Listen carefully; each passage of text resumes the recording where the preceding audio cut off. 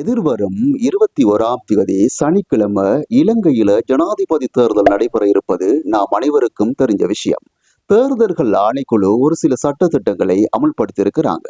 அது என்ன சட்டத்திட்டம் என்பதை இந்த ஒரு காணொளியில நாம பார்க்க இருக்கிறோம். முதல்ல யாராச்சும் கள்ள வாக்களிச்சு மாட்டிக்கொண்டாங்கன்னு சொன்னாக்கா அவங்களுக்கு 1 ஆண்டு காலம் சிறை தண்டனையும் 2 லட்சம் ரூபாய் தண்டப்பணமும், அது மட்டுமின்றி 7 ஆண்டு காலத்துக்கு இலங்கையில வாக்களிக்கும் உரிமையும் ரத்து செய்யப்படும் என்று சொல்லி தேர்தல்கள் ஆணைக்குழு தெரிவிச்சிருக்கிறாங்க.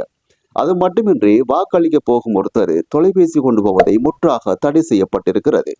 அதே நேரத்துல யாராச்சும் வாக்களித்த பின்பு நான் இன்னாருக்கு தான் வாக்களிச்சேன் அப்படின்னு சொல்லி பகிரங்கமா ஒருத்தர் சொல்வாராக இருந்தால் அவரு கைது செய்யப்படுவார். அது மட்டுமின்றி வாக்களித்ததுக்கு பின்னால காரணமின்றி கடை வழியோ அல்லது வாக்களிப்பு நிலையங்களுக்கு அண்மையிலேயோ கூட்டமாக இருந்தால் மக்கள் அவர்களுக்கும் சட்ட நடவடிக்கை எடுக்கப்படும் என்று சொல்லி தேர்தல்கள் ஆணைக்குழு தெரிவிச்சிருக்கிறாங்க. அது மட்டுமின்றி தேர்தல்கள் பிரசார கூட்டங்கள் இன்றுடன், அதாவது இன்று நள்ளிரவு 12 மணியுடன் நிறைவடைவதாக தேர்தல்கள் ஆணைக்குழு தெரிவிச்சிருக்கிறாங்க.